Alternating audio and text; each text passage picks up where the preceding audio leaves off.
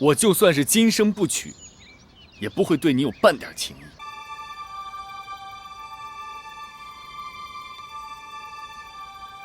不如让我拿回去试探一试。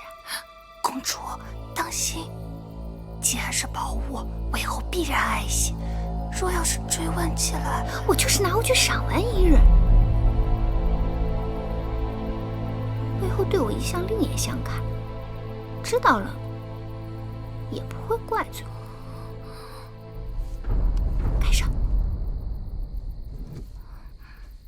月公主，你都不知道那个宝贝有多好，简直值好多个城呢。那叫价值连城。对，是价值连城。月儿虽没见过，但也知道那是好的。至于那香气，我思量这宝珠中间或许是空的，被人填上了外域的香料，所以香气悠然，能避文苍。还是月儿聪明，无人能及。我也只是猜测。月儿别具慧眼，快给我想想办法。临近宫中祭祀大典，可我的少司命祭舞还是没有找到其中精髓。照我本意，不跳也罢，但母后哪肯？好妹妹，快指条便利捷径。这便利二字，只怕是最难的。言之不足，手之舞之，足之蹈之。你若能悉心体味少司命的入不言兮，出不辞，晨回风息，在云齐的超逸清雅，那一招一式便有了5成该有的雍容。要不，明日清晨，你我一块儿去荷花池边走走，看看风过荷叶，日映荷花，诗从自然，或许能有更好的感悟。好主意，绿萝，明日一同去。好。大王，在下今日就要辞别大王而去了。楚国的美食冠绝6国，大王今日特意赐宴在下，让张仪口留余香，真的有些舍不得离去啊。先生果然识得这人生真谛，食色性也。人生在世，最大的愉悦莫过于食色2字。今日这美食当前，焉能无美人相伴啊？美人？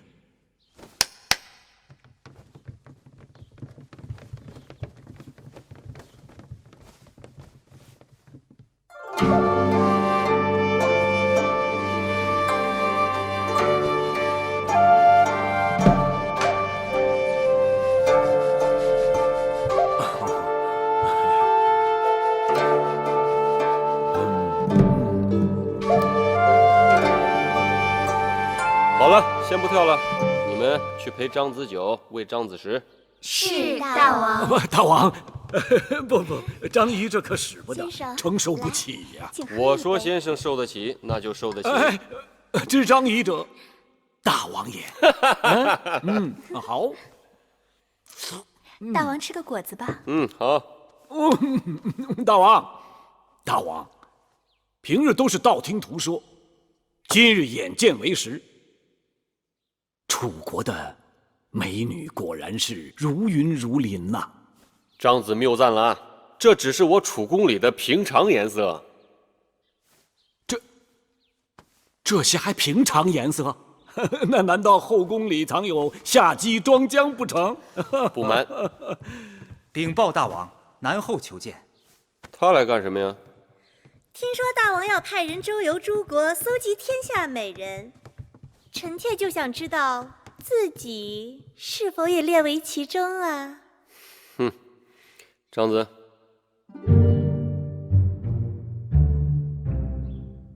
张子，张子，在下失礼，在下失礼。张子，你刚才行为为何如此怪异啊？敢问大王，眼前这位夫人何许人也？寡人的宠妃南后郑袖。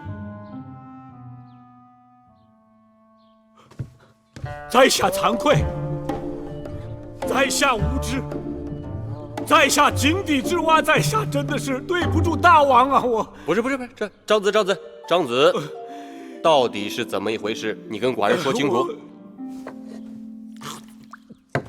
大王，在下在大王面前夸下海口，要为大王寻访绝色美人，可方才一见南后，我就知道我大错特错了。我张仪喜向来也是游遍列国之人，但从未见过一个人的容貌能和南后比肩。你说张仪的见识如此浅薄，竟然不知道天下最美的女子就在楚国的王宫里。该死！张仪向大王请罪。张仪，大王嘱托在下寻访美人之事，恐怕有负重托，办不成了。你呀，就是见识浅薄。寡人就想嘛，这天底下还有什么好东西是我楚宫没有的呀？那照先生刚才这么说，这天下第一美人就在寡人身边了。确定无疑。好，那你就快跟寡人讲讲，寡人这爱妃怎么就成了天下第一美人了呢？大王请看，南后这一对眉，仿若一带远山；这一双目，有如卷上点漆；耳鬓柔弱，脖颈修美，此乃孤品，不是天下第一美人，又作何解呀？可是寡人记得那日在这大殿之上，先生所说的如百花似百宝，争奇斗艳，各有不同，又作何解啊？在下无言以对，这就将大王所赐千金即刻退回。哎，千金嘛，区区小事，寡人既然赐予你了，哪还有收回的道理啊？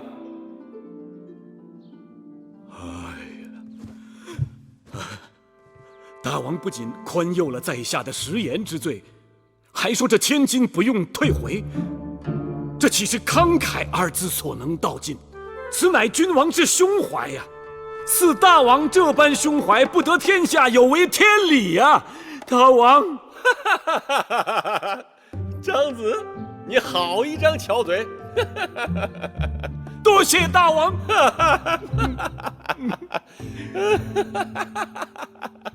没想到这个张仪说起话来口吐莲花，但论起见识，倒也稀松。今日还是爱妃让他见识了什么才是天下绝色。大王竟拿臣妾打趣。夏日炎炎，臣妾是日不能视，夜不能寐，衣带渐宽，面容憔悴，这还哪来的绝色呀？怎么会呢？爱妃的夜明珠不是有驱蚊避暑的奇效吗？正是因为听说那夜明珠有奇效，前2日幕后派人来把那夜明珠取走，拿去把玩了。哎呀，爱妃这玉软花柔，不耐鼹鼠的，寡人这细看之下，神色间确实有些憔悴。这样，明日寡人就让人从母后那儿把夜明珠给你取回来。谢大王对臣妾的体贴。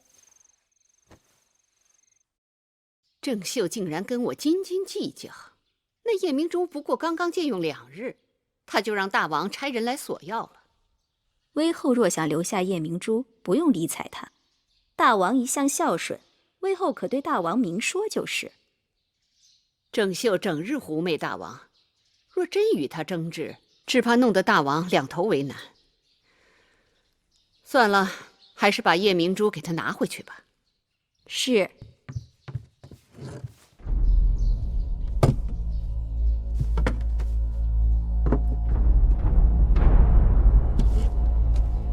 威后，夜明珠不见了。丢了？哼，这丢的也太蹊跷了吧！这夜明珠在我宫中放置多日的安然无恙，拿去威后那2天就丢了，谁信呢？可威后说丢了，不信又能如何？他是想黑心媚下我这颗夜明珠，但别指望郑秀我会哑巴吃黄连。走，臣妾郑秀给母后请安。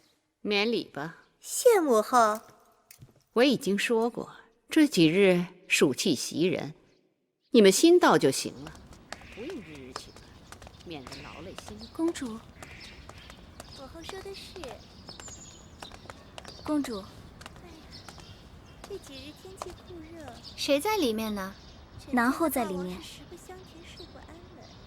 进去禀报一声，就说米音来给魏后请安了。是。哎，等等，先不忙的，待南后走了再进去禀报吧。是。这事情说来也古怪，人不知鬼不晓，这夜明珠就不见了。我派下人去查了半日，都无下落。没有人拿走藏匿，难不成那夜明珠自己受了脚了？戴帽，事情的原委你最清楚。那夜明珠是奴婢遵威后之命从南后那儿借来的，放在高堂台，人人都知道是稀罕宝贝。就算喜欢，谁又敢动着贪欲之心？臣妾心里有数。既然那夜明珠自己跑不了，母后宫中的人又都手脚干净，那东西自然还在高堂台。母后若是喜欢留下就留下了，何必说找不到呢？我这一辈子见过的宝物不计其数，难道还在意你这点东西？臣妾的见识当然不如母后了。不过东西既然是在高堂台丢的，还是应该想办法查个水落石出才好，免得放过了盗贼，冤枉了好人。又或者，母后心慈手软，不愿意对手下的人进行清查盘问。大楚盗律，贼盗律，最轻则砍手足，重则掉脑袋。我眼里从不揉沙子。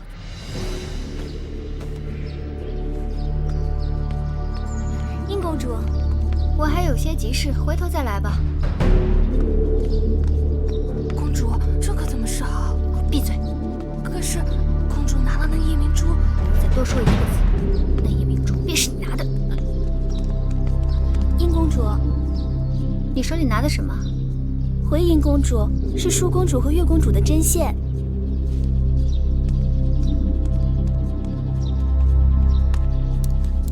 绿萝，我刚才在来的路上掉了一个耳环，你可碰巧看见？回殷公主，刚才奴婢一直和月公主、舒公主在一块儿，没有看见。那是我娘亲留给我的遗物，甚为珍贵，也不知掉到哪儿去了。既然如此，那奴婢帮公主找找吧。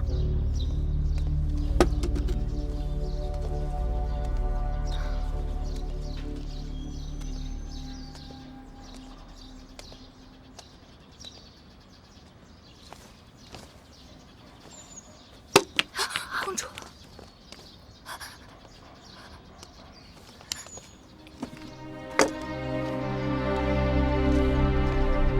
绿萝，算了，可能是我记差了，我可能是掉到寝宫里了。灵儿，跟我回去再找找。殷公主，那东西与我性命一般，你还当个什么？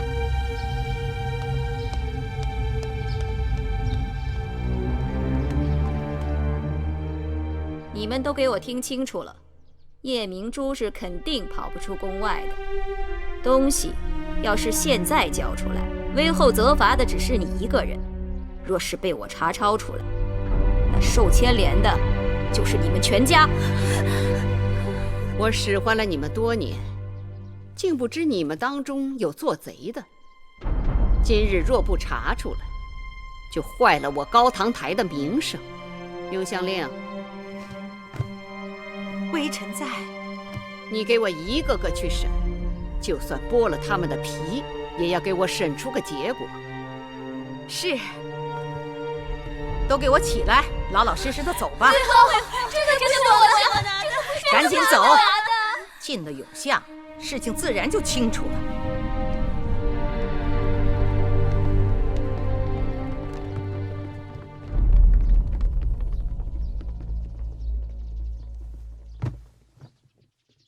母后，婴儿思来想去，觉得有个人可疑。什么人？昨日午后，婴儿曾见过有个人来过高堂台，当时并未留意，但此刻想想，着实该有几分嫌疑。贱人生出来的只能是贱人，想来我待你不薄啊，让你跟着舒儿也学点长进。你倒好，竟然胆大包天，敢偷走我的夜明珠。任是金山银山摆在我面前，我都不会动心，更何况什么夜明珠？魏后，万不可借此羞辱我和我娘亲。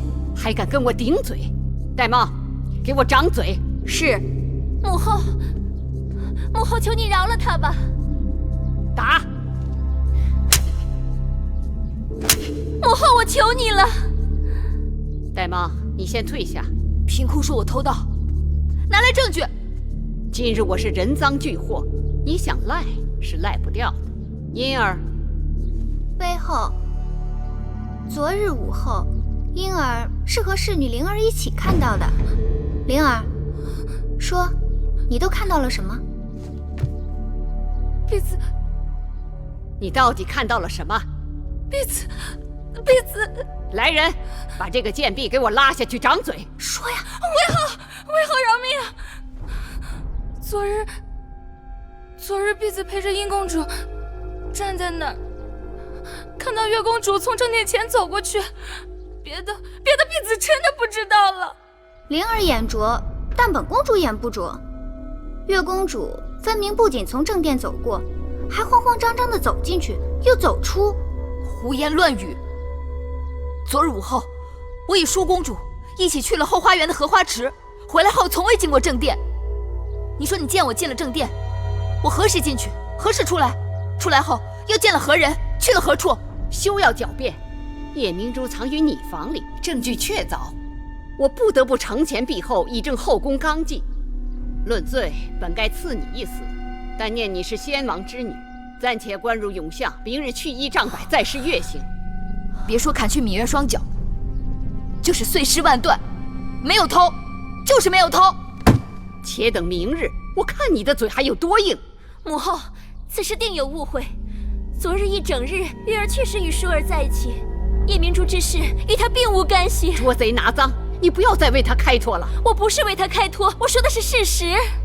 我这么做也是不得已，杀一儆百也是为了你们好，免得你们被这个贱人都给带坏了。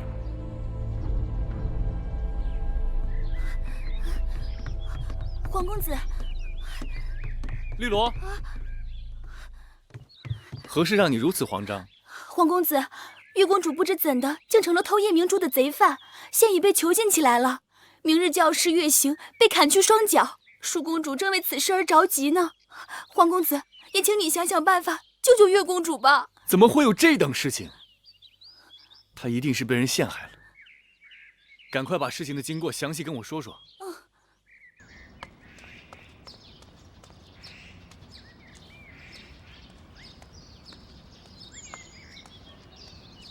皇公子，你找我啊？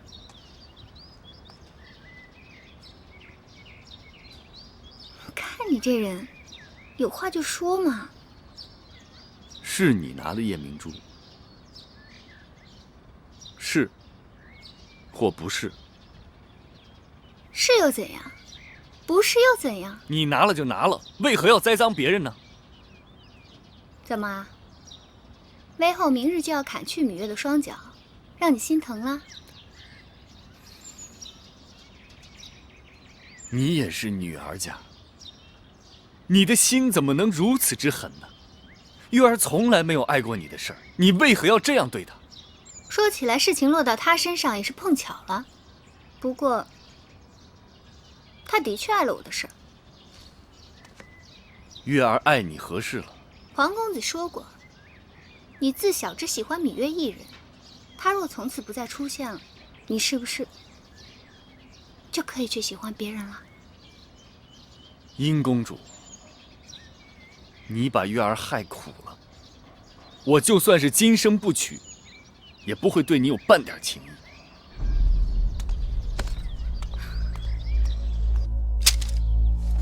你说月公主遭人陷害，是，但威后向来固执，只怕即使我出面，她也不听一个字。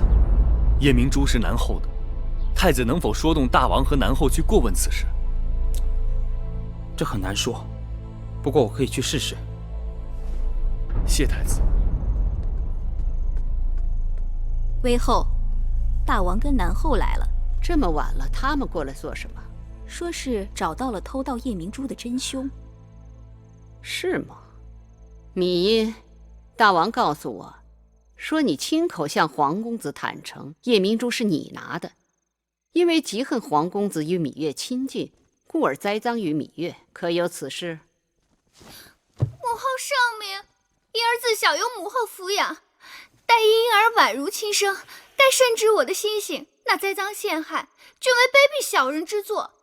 芈音与芈月无冤无仇，即便再不堪，也不会使出如此下作手段。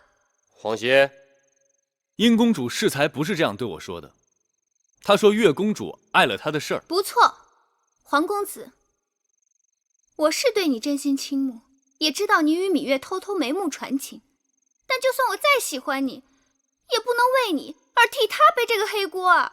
殷公主，你也算是王室血脉，你怎可满嘴胡言，出尔反尔呢？皇公子用不着气急败坏，芈音没有做过的事情，如何承认？你们二人到底孰黑孰白？月公主被人陷害，大王明察。大王母后，婴儿冤枉，被人诬陷。爱妃，你看这……依臣妾看，这两人当中，定有人是在诬陷别人，也有人是被人诬陷的。都是些没用的废话。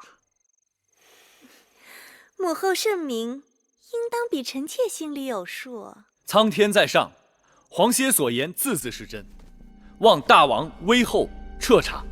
你们各持一词，我怎样彻查？既然那夜明珠是在月公主的针线篮子里被发现的，而那针线篮子是月公主和舒公主做完针线由绿萝送回各自房间的，除非威后以为这夜明珠是舒公主和绿萝放进去的，不然那只能说明在针线篮子交到绿萝手上之时，那夜明珠并没有在篮子里。针线篮子被送到月公主房间不久，威后便派人查抄了她的房间，找到了夜明珠。而这段时间并没有人见到月公主回到过房间，那只能证明这夜明珠是有人故意栽赃陷害月公主的。就算无人见到芈月曾回寝屋，并不等于她就没有回过寝屋。皇公子为芈月开脱心切，一味将脏水泼到别人身上。皇歇有证人，芈音也有证人。够了，皇公子，你到大王那里出手芈音，可我听来听去，这夜明珠失窃的案子，皇公子你脱不了干系。你身为名门后代，太子伴读，竟敢不顾礼法，滥徇私情，秽乱宫廷，诬陷好人，我怎能饶你？既然芈月偷了夜明珠，你拿不出其他证据证明不是芈月偷的，那我只好判你和芈月同罪。母后，母后明察，夜明珠之事，芈月实在是冤枉。事已至此，不必多言了。母后若要一意孤行责罚月儿，那就先责罚舒儿吧。此言何意？夜明珠本是舒儿拿的。什么？是淑妹你拿的？舒儿，你不要胡说。母后，大王，那日观赏夜明珠，众公主齐聚大殿，唯有月儿因母后不允，所以不能前来观赏。舒儿实在是替月儿不平，所以私自拿了宝贝，想与她一同观赏。在次日与她做针线时，悄悄地放进了她的针线篮里。为何芈月对你所说这些全然不知？舒儿之所以瞒着她，就是想给她一个意外之喜，谁知道惹下了这么大的祸端。胡扯八道！母后，舒儿句句是真，侍女绿萝可以作证。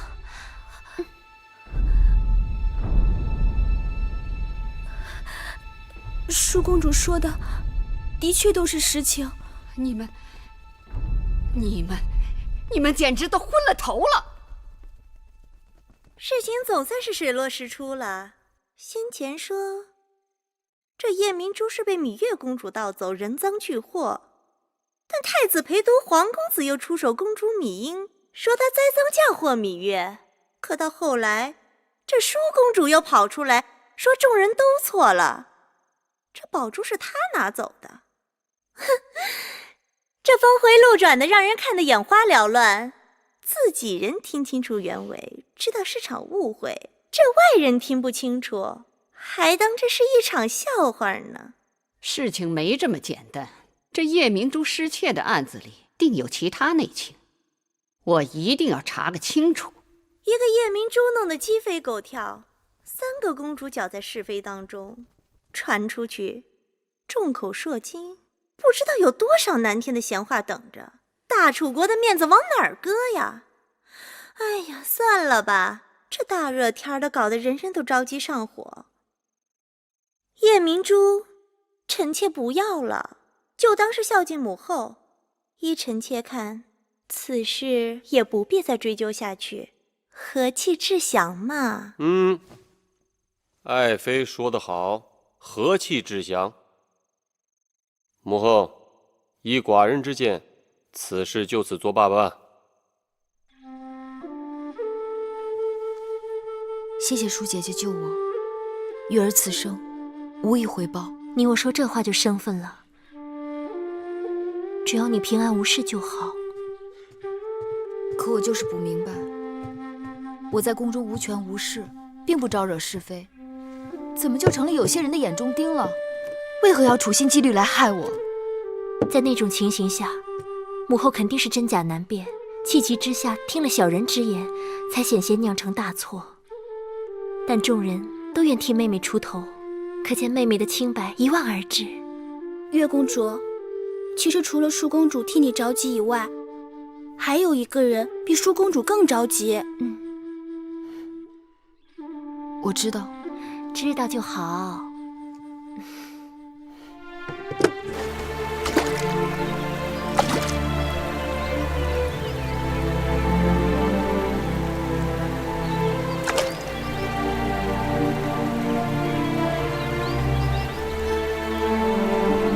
又让你为我担心了。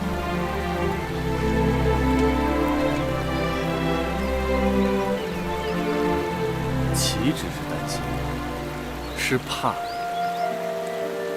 我知道你被冤枉陷害，我怕我不能救你，不能为你遮风避雨。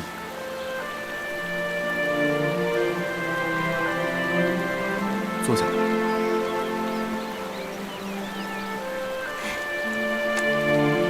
这不是好好的吗？好好的，差点脚都没了。是啊，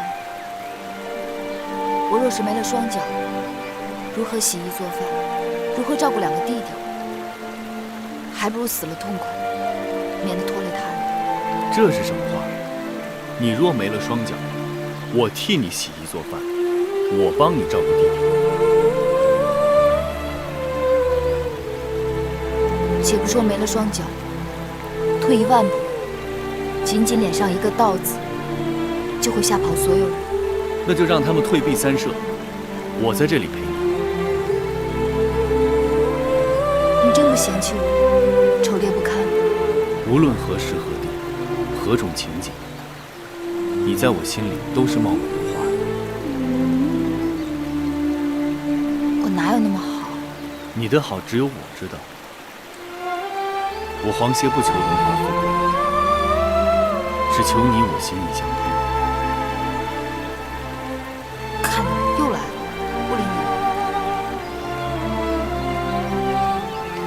你不理我，我还是要理你。你这又是何苦？命吧。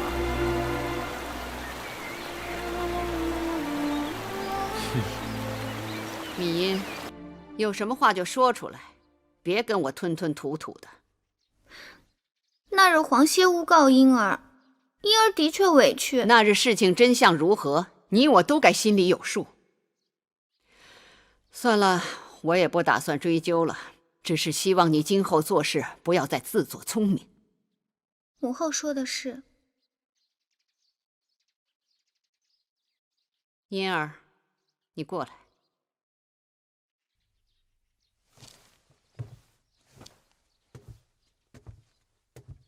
自小你在我身边长大，你跟我说老实话，你跟黄歇到底怎么回事？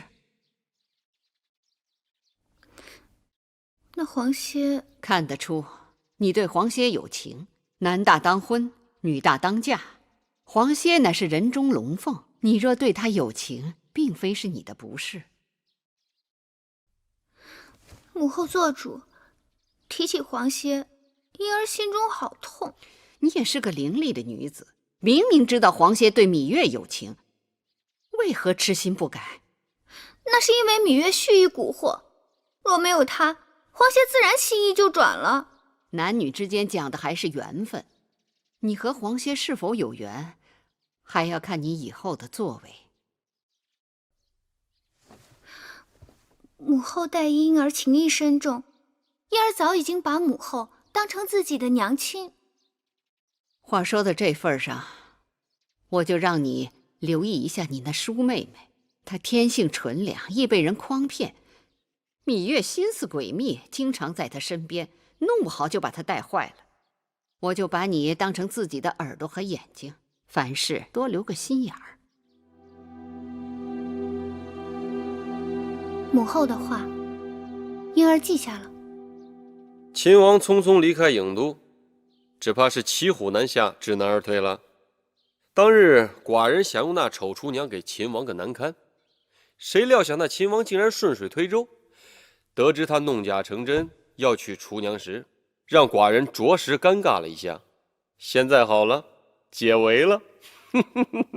秦王求亲，剑指6国结盟，合纵在即，诸国当中，赵国、燕国、齐国都有与我大楚联姻之心。大王不妨在这些君王当中，与公主挑选一位佳婿。提起联姻，眼下除了秦王，其他5国都只是嘴上说说而已。大王不妨暂时与秦王周旋，这也是一种策略。谁讲诸国只是嘴上说说？昨日魏国的使者已经抵达郢都，给大王带来了诚意。什么诚意？美人，魏国绝色美人。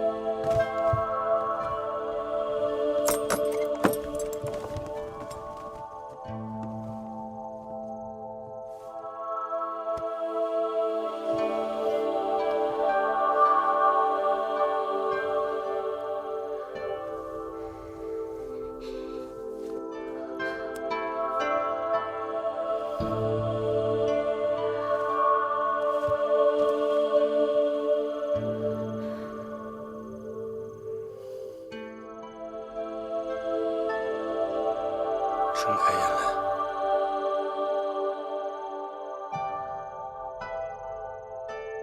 瘦如肉体，肤如凝脂。寡人直到今日才晓得，什么是闭月羞花。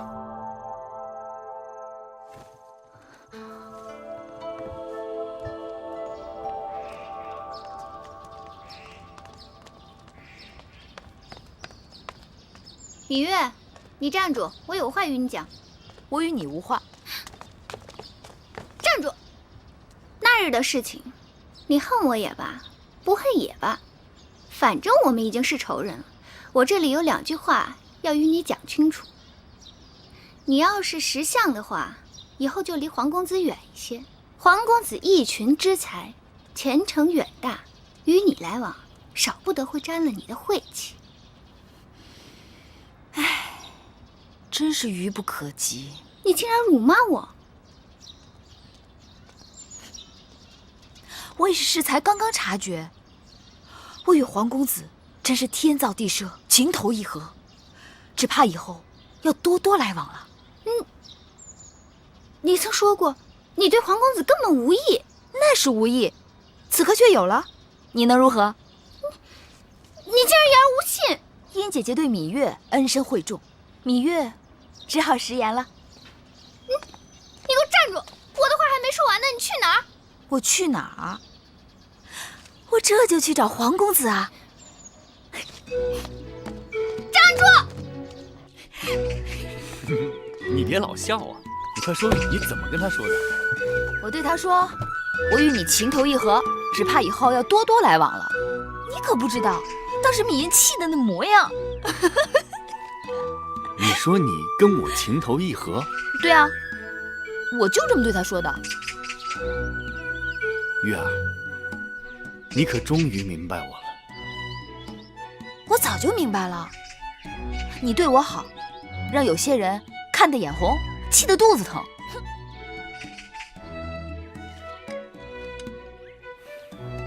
看来你还是不明白我对你的一片。好了好了，好了，我知道了。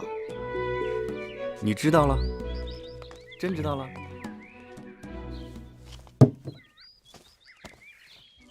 说说，你知道什么了？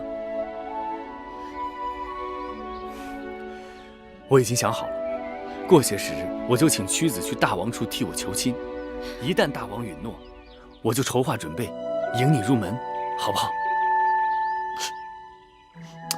你老笑什么呀？告诉我，好还是不好？不好，不好，不好！哎。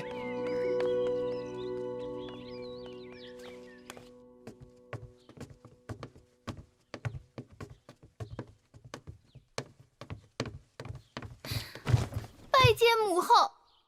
哟，这是怎么了？禀报母后，婴儿要告发奸佞之人。出什么事了？起来，慢慢说。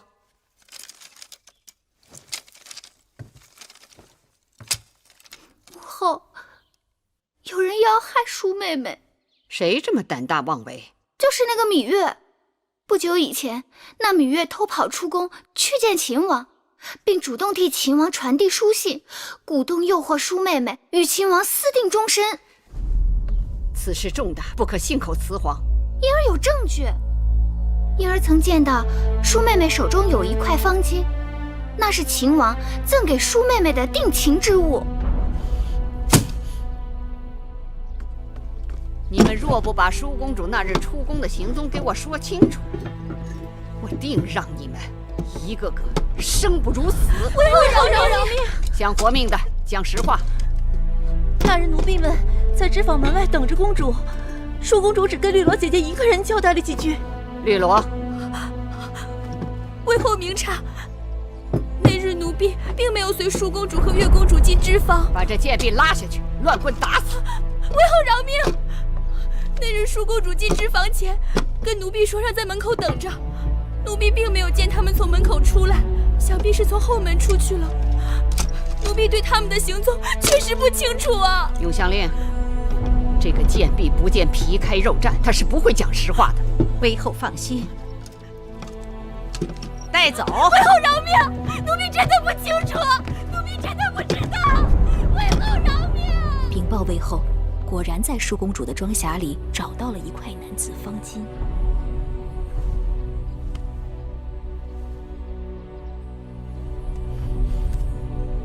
看看，你们做的好事，让我颜面全无。母后息怒。身为女子，幼从父，嫁从夫，老从子，你是楚国嫡公主，怎可不顾羞耻，自降身份对秦王趋于迎合，勉强以就之？自小我就把你当作掌上明珠，锦衣玉食，指望有一日你能嫁个好夫君。你倒好，自甘堕落，自入沟渠，真是气死我了。魏后错怪舒姐姐了。那秦王有情有义，那日舒姐姐出宫碰上越人行凶，若不是秦王拔剑相助，就几乎丢了性命。姐姐对他也只是倾慕而已，并无苟且之事。芈月，你给我放规矩点！我还没找你算账呢，你就猴急着跳了出来。舒儿向来循规蹈矩，对我的话言听计从。这事儿要没有你这个贱人在中间作怪，他绝不会一意孤行，误入歧途。母后明察，此事与月妹妹并无干系。我心里明镜似的。芈月年纪虽小，但她卑劣龌龊、寡廉鲜耻，不是她的挑唆。你怎敢与秦王私定终身？母后该知道，秦王已向大王请婚联姻，要迎娶舒儿，也得到了大王的首肯。你不要一厢情愿。大王答应的只是把那个丑厨娘嫁给秦王，绝非是你。何况我也听说那秦王得知丑厨娘的真相，已仓皇离开郢都。秦王是向嫡公主闵淑求婚，大王用厨娘顶包，此举非君子所为。君无戏言。既然大王答应要将嫡公主嫁与秦王，就应该兑现诺言。既然秦王承诺要娶嫡公主，他就一定会回郢都的。你给我闭嘴！舒儿，你何苦执迷不悟？秦王官夫伶仃，若拿他与赵侯雍相比，无论相貌人品，那是天地之别。那赵侯雍也是失了先王后的，伶仃官夫能差多远？好个芈月，你竟敢当众顶撞我！从你投胎出世就是我的克星，我一向对你宽宏大量，你却恩将仇报，这次我定饶不了你。舒姐姐与秦王你情我愿，魏后若真心疼舒姐姐，就应该成全他们。闭嘴！来人，把芈月给我拖下去，杖责20，关起来。是。你就算打死我，我还是要说真话。放开！母后，母后，你饶了月妹妹吧。母后，舒儿再也不敢了。你告饶告得太晚了。你们给我听好了，从今日起，舒公主禁足高堂台。你们要是胆敢放她出去或传递私信，当即杖毙。母后。是。此事我主意已定，由不得你。你马上回你的寝宫面壁思过。绿萝已死在报室里了，你们2个给我过来。魏后，以后好好给我伺候舒公主，若再有纰漏，我剥了你们的皮。是。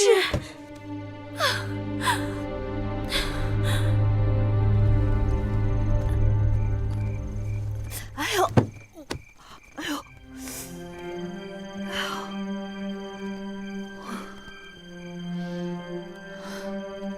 好，那我就在这儿住几日，看你能把我怎么样。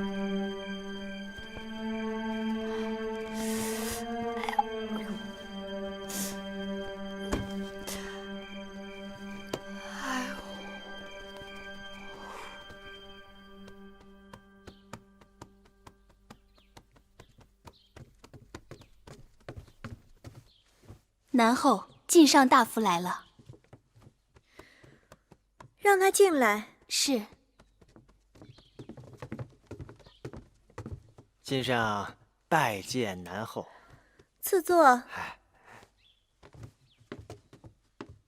莲儿，给晋大夫烹茶去。是。大王已多日不到我这里来，晋大夫也没了人影。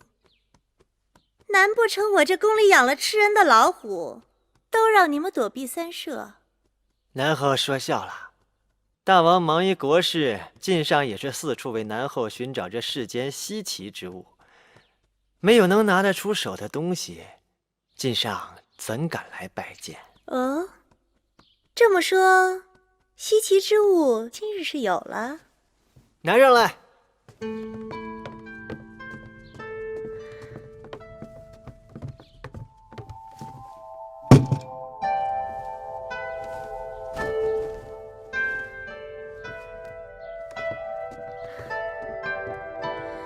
这这灯的做工倒也独具匠心。不过这东西即使咱们宫里不多，也不是没有。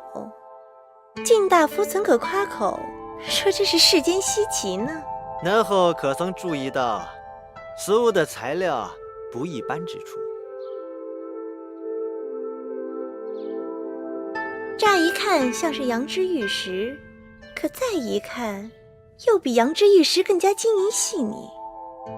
这是何等的奇石，才有这样的品质？南后好眼力，但此物却非奇石所作，乃千岁九尾天狐之骨。莫非这就是传说中有通天之术的九尾天狐？50岁狐能化妇人，100岁狐能化美女。正是。千岁九尾天狐死后，其骨化为美女形态，晶莹细腻，赛过玉石。夜晚点亮，可让宫殿亮如白昼。但这还不是此物的绝妙之处。此物的绝妙之处在于，一旦与烛火接触，它便冉冉溢出甜香，充斥四周，经久不散。而这甜香更是世间绝无仅有之物，最暖男女之情。这么好的东西，我怎么从未听过？晋大夫真是无所不知啊！南后若是喜欢，不妨今晚就试试。大王如今连我的兰桂台都不来了，我点着灯又有何用？是啊，那就太可惜了。晋大夫，我知道大王最近政务繁忙，可无论再怎么繁忙，也用不着常常出宫啊。这里面是否有什么隐情啊？这个，晋上不太通晓。看来这中间的确有鬼。晋大夫，你我相识多年，我也没少给你帮忙。看来今日你是诚心要向我隐瞒实情了。南后恕罪，晋上实有难言之苦。说。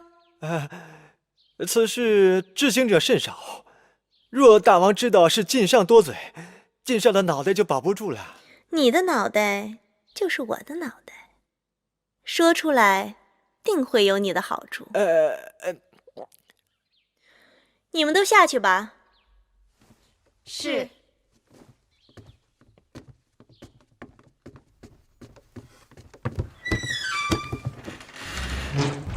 然后，大王出宫不为别的，只是去了离宫章华台。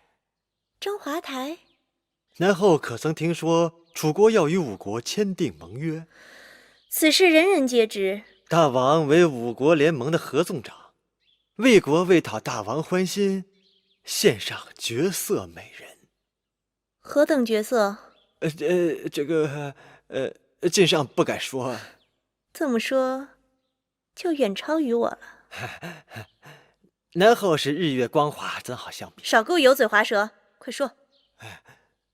魏国美人是魏国王族，出身高贵倒在其次，论容貌的确是人间极品，有如仙姝下凡。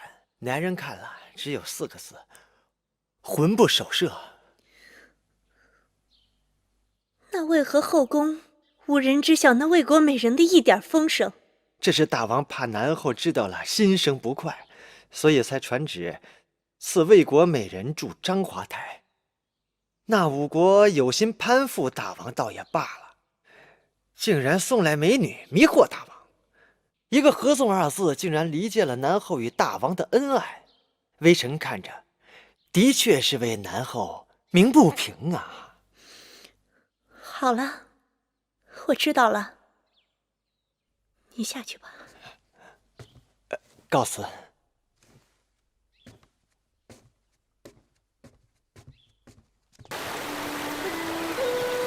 夫人，请看那里，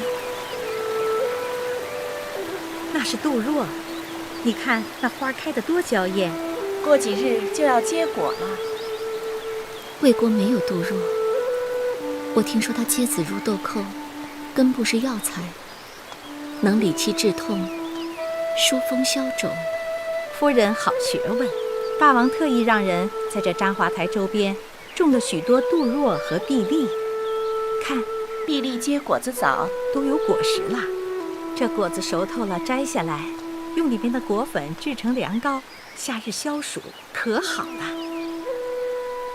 夫人，仔细着手，当心扎着。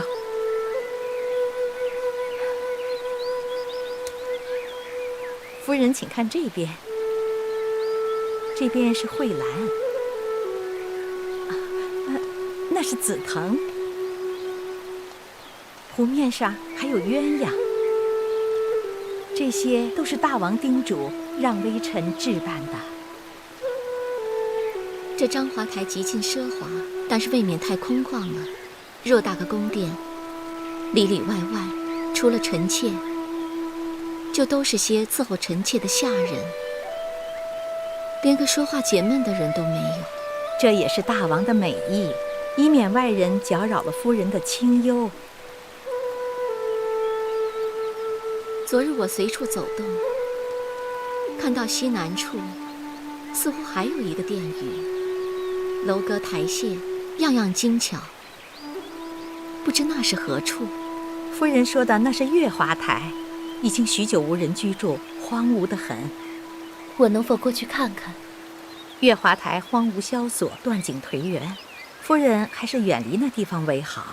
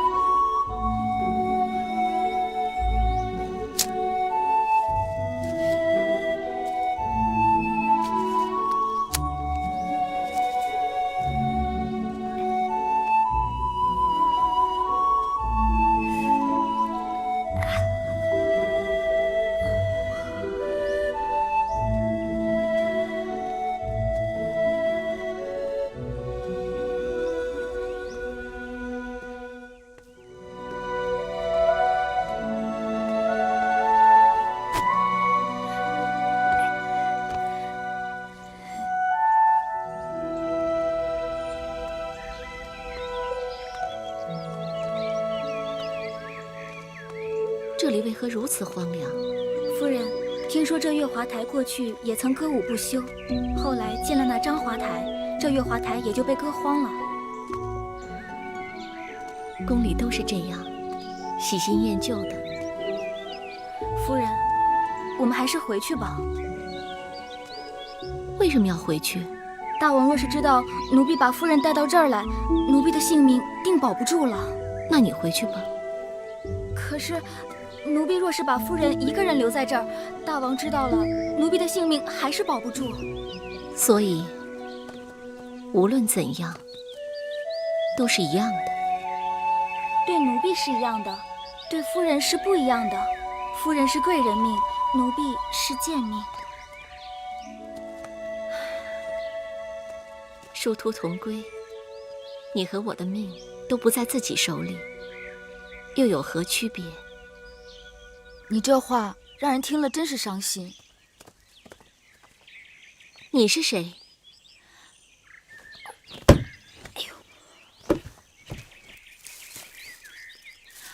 我叫芈月，也算是楚国公主吧。我是魏王献给楚王的礼物，他们都叫我魏美人。哎，你站那别动。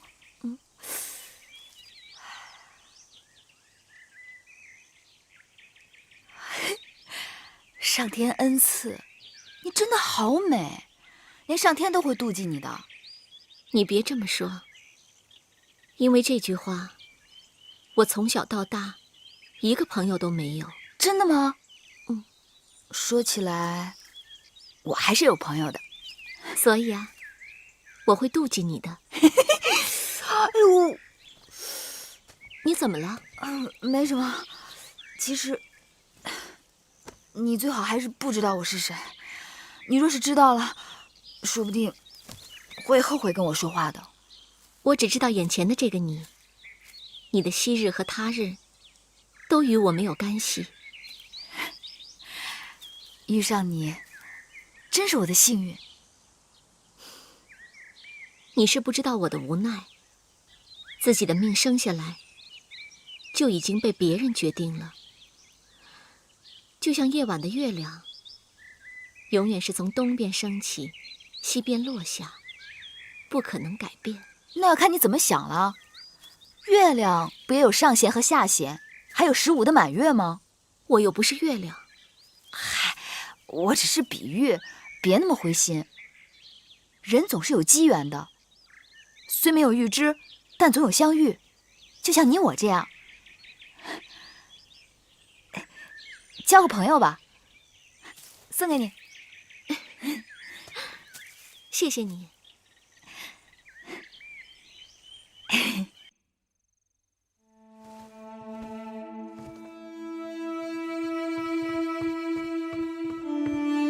南后，请用膳吧，饭菜都快凉了。这些都是什么？啊！给我拿出去倒了！这是御厨所做上好的蒸鸡和鱼。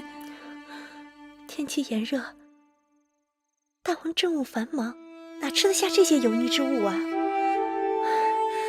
我不是跟你们说了吗？要力求清淡。南后，愣着干什么？还不快去！大王今晚还会来吗？大王为何不来啊？奴婢听说，大王去了章华台，此刻夜已深了。你再给我说一遍。奴婢说，大王去了章华台。你们都知道大王去了哪儿？大王干了什么？是不是？夫人，你们早就知道这一切了，是不是？你们为什么不去死？为什么？请夫人息怒。你我结拜姐妹，以后遇到什么难处来找我就是。我长你1岁，应该由我来照应你才是。彼此照应，不在于年长年幼。我自小孤独一人，能够遇到你，真是我最大的幸运。遇上你才是我的幸运。我日日被关在这儿，要没有你跟我说话，我都快闷死了。殷公主，前面就是月华台了。那个芈月被关在月华台这么多日子，定是度日如年。一想到这个，我心里就好痛快。其实月公主也没有多大的过错，魏后是拿淑公主无法子，拿月公主出气罢了。你懂什么？那芈月是我天生的仇人，魏后在气头上责罚了她，她定会将这笔账记到我头上。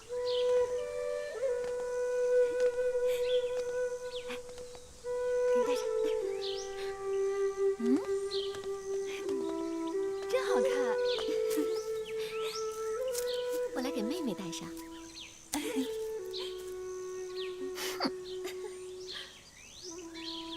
真好看。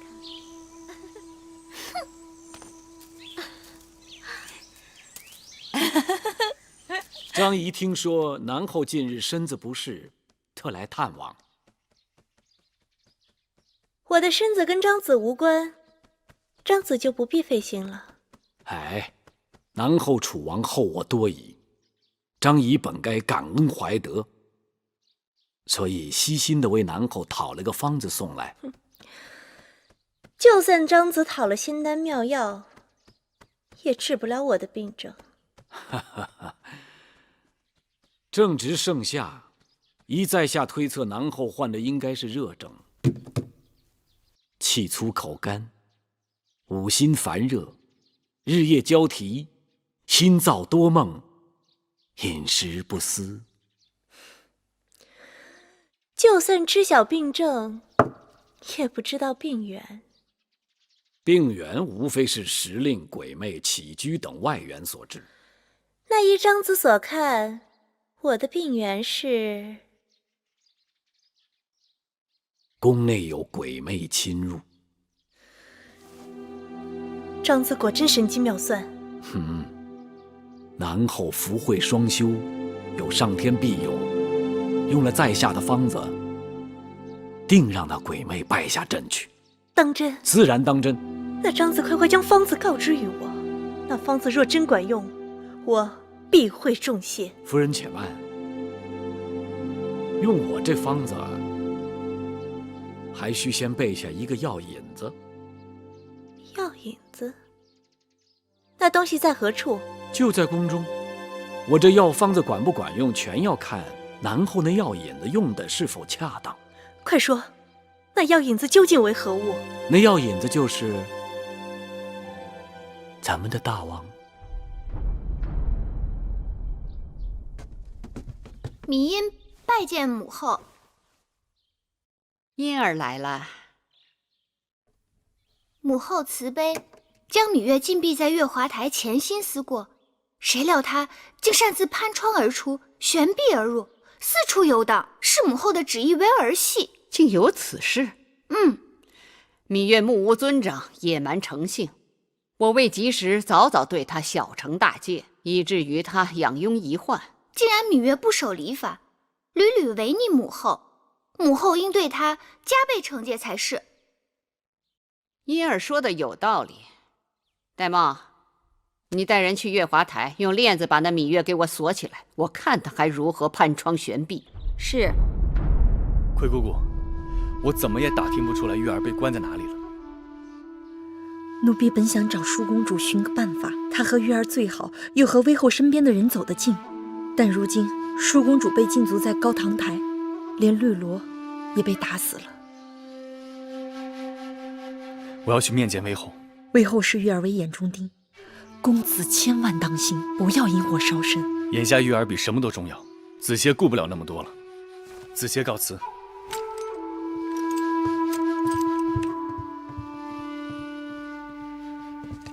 微后，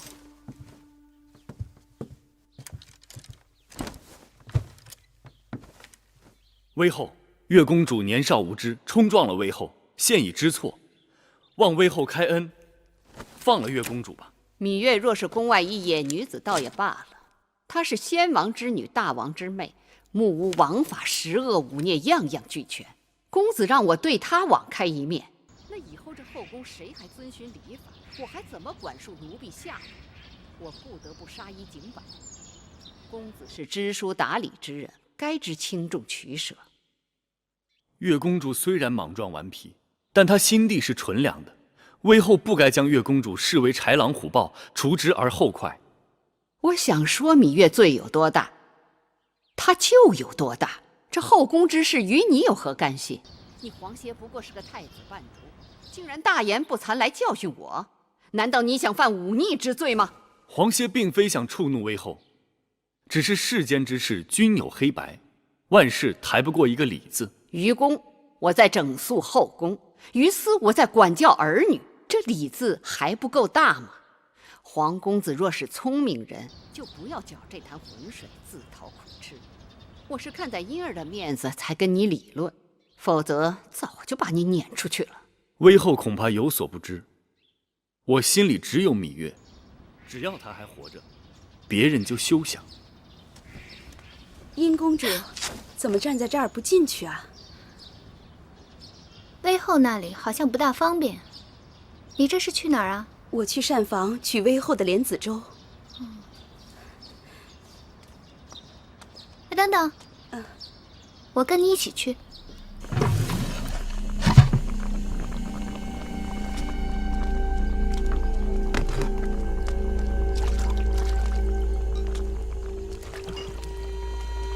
魏后要的莲子粥好了吗？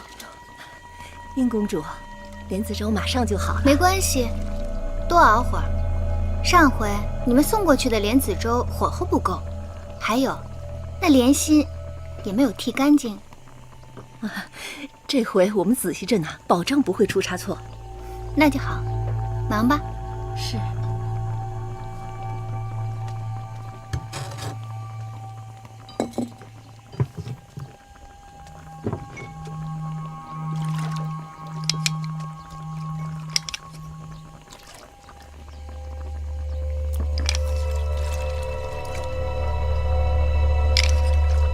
这月华台在宫外，这么远的路程，饭菜也要膳房里日日送吗？回殷公主的话，这月华台已经荒了多年了，膳房早就没有了。虽说现在有一个人住着，但这膳房厨子一时半会儿也备不齐全，所以这每日的茶饭汤水都是我们这里做好了送过去的。这说远呢也不远，反正就一个人的饭食，就劳烦侍女们每日多跑2趟。原来是这样啊！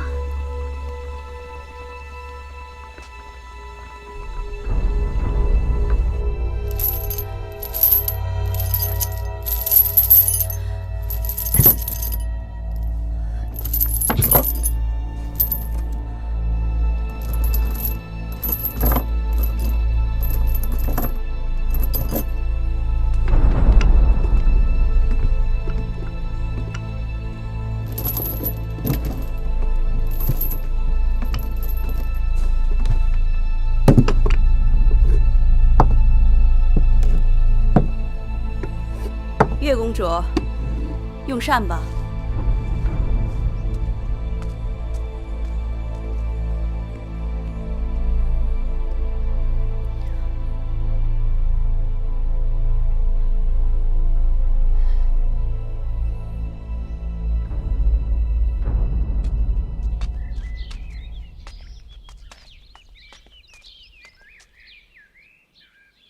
月妹妹。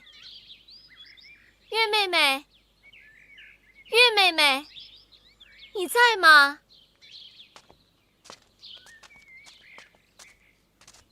月妹妹，你怎么不说话？你是不是病了？月妹妹，月妹妹，夫人，我们回去吧。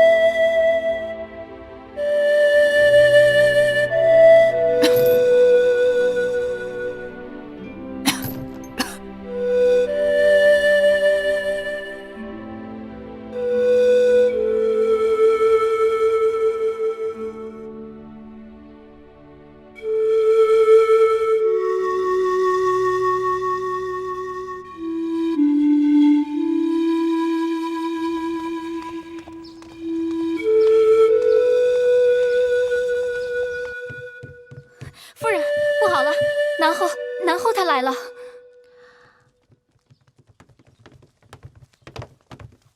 郑袖，拜见魏美人。拜见魏美人。你们这是干什么？南后，快请起！快，把东西都拿进来。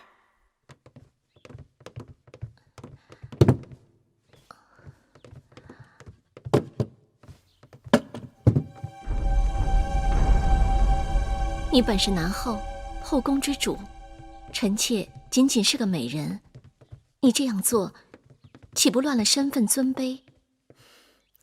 什么身份尊卑呀？妹妹是天女下凡，众芳花魁，姐姐见了只有喜欢二字，别的什么都顾不上了。再说了，这女子的容貌若分品级，妹妹必是千淑天后，我惭愧的连个侍婢都比不上，所以只好金钗不群的来拜见妹妹。南后这样抬举臣妾，让臣妾惶恐万分。切不可再叫我南后，否则啊，让我无地自容。今后你我就以姐妹相称，我愿留在章华台，日夜伺候妹妹和大王，就怕姐姐搅扰了妹妹的清静啊！不，这伺候二字怎可胡说？这偌大的宫殿，空空荡荡的，就我一个人住。姐姐要是愿意时常过来与我说话，我高兴还来不及呢，有何搅扰？谢妹妹不弃草莓之恩。姐姐，你这不是折杀我吗？好妹妹。好姐姐。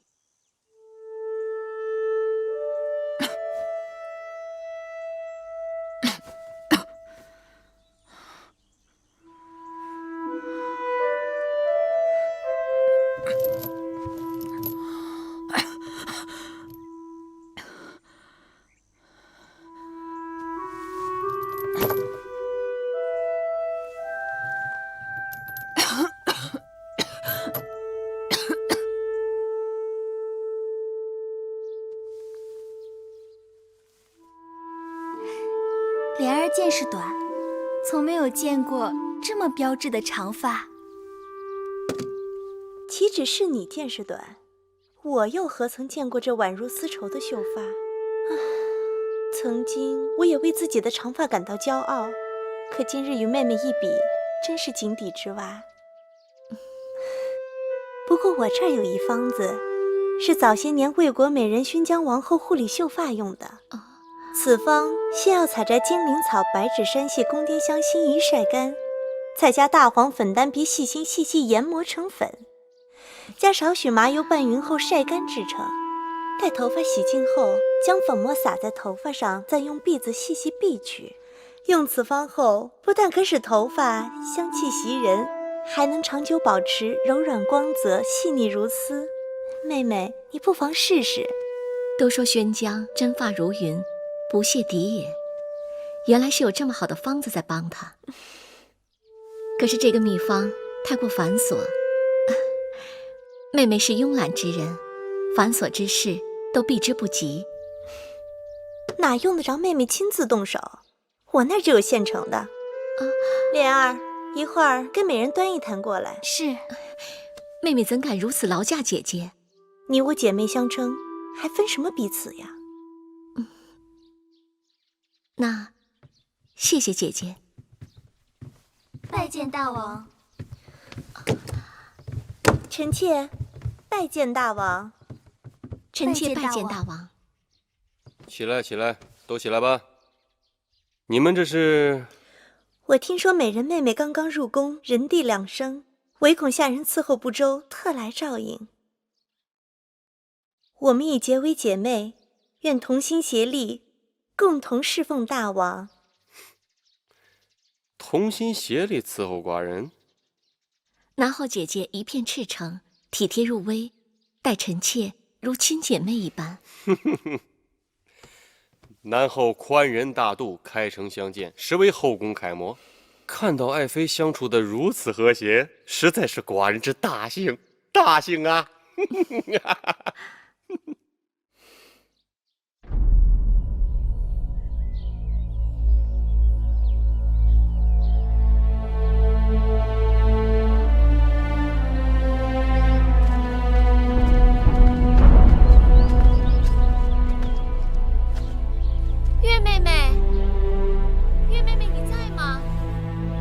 见你可好？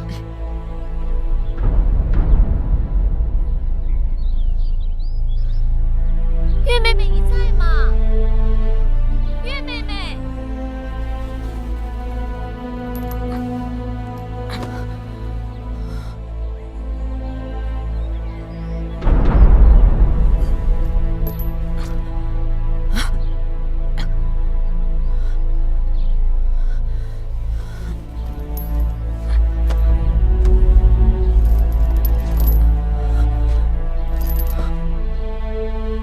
夫人，里面好像没人。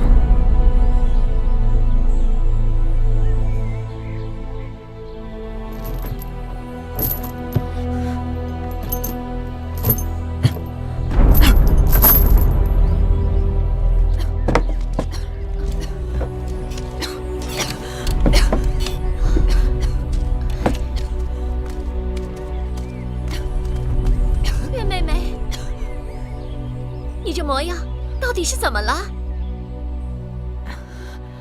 这些日子我浑身疼痛，四肢无力。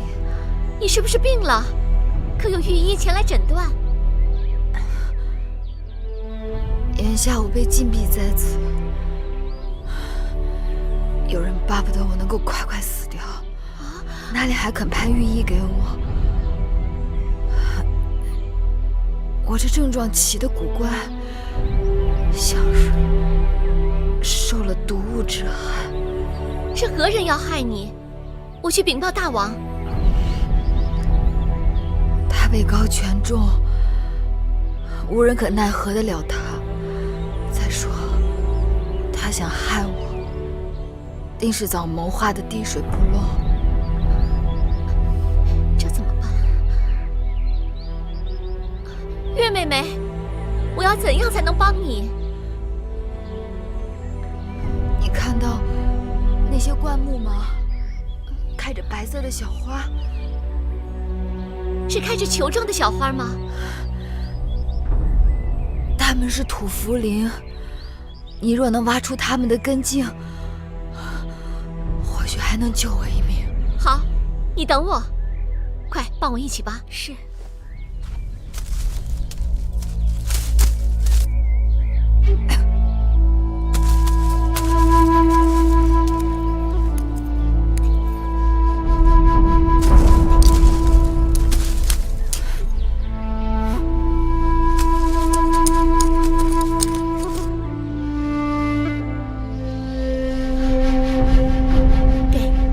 快扔上去！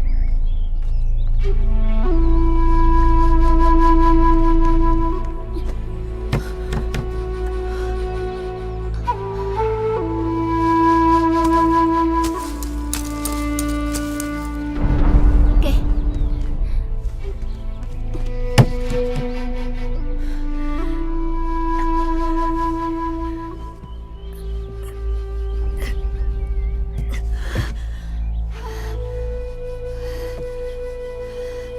谢谢。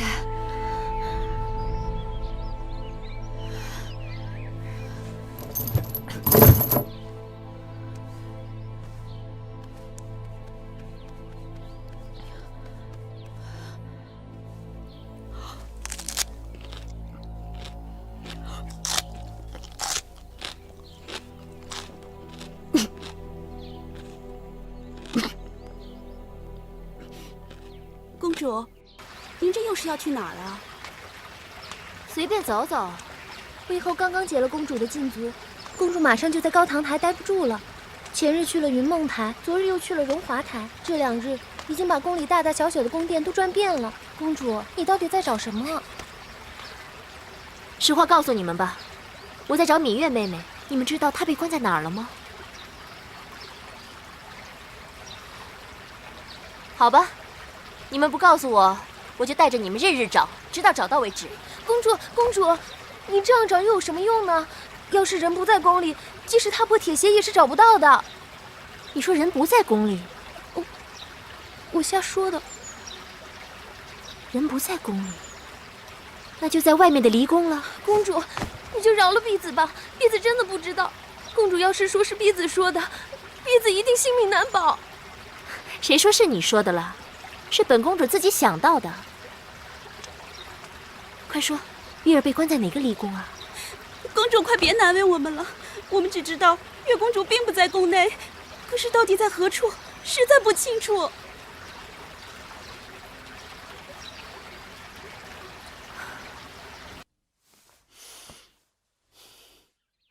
因儿就是懂事，难为你知道我睡不安稳，送来这香枕。母后的安康，因儿心之所系。听说九节菖蒲、画师开胃、醒神益智，合欢花安五脏、悦颜色，菊花散风清热、平肝明目，它们都有安神、促睡眠之功效。因儿这些天特地采集了上好的菖蒲、合欢和菊花，做成了这个香枕，望母后舒心气、畅心神、怡心情、益寿延年。瞧瞧，因儿比嫡亲的女儿还懂得孝敬我。母后待因儿恩重秋山。玳瑁，把这香枕给我收好，今晚我就用。是。那日幸亏你告诉我，才及时阻止舒儿误入歧途，我该给你赏赐。舒妹妹是母后的心头肉，因儿只是做了该做的事情。母后明察善断，蛊惑舒妹妹的芈月才是此事的罪魁祸首，绝不能轻易放过她。老天有眼，这2日侍女禀报说那芈月日渐憔悴，似乎得了重病。我传了旨，生死有命，就不用看了。别看她还有一口气，只怕此刻也生不如死。这的确是报应，她若真的死了，一了百了。因儿，我一直想为你成全一门好姻缘。楚国人才济济，论英俊善辩，当属唐乐；论风流潇洒，该是宋玉。你何苦一定要嫁给黄歇呢？因儿眼中只有黄歇，当世俊杰，无人能比得上他。可你应当知道，黄歇对芈月痴心不改。公子歇并非不知好歹之人，那芈月朝不保夕，再由母后出面替因儿做主，到头来黄公子定能分辨其中的是非曲直，权衡轻重。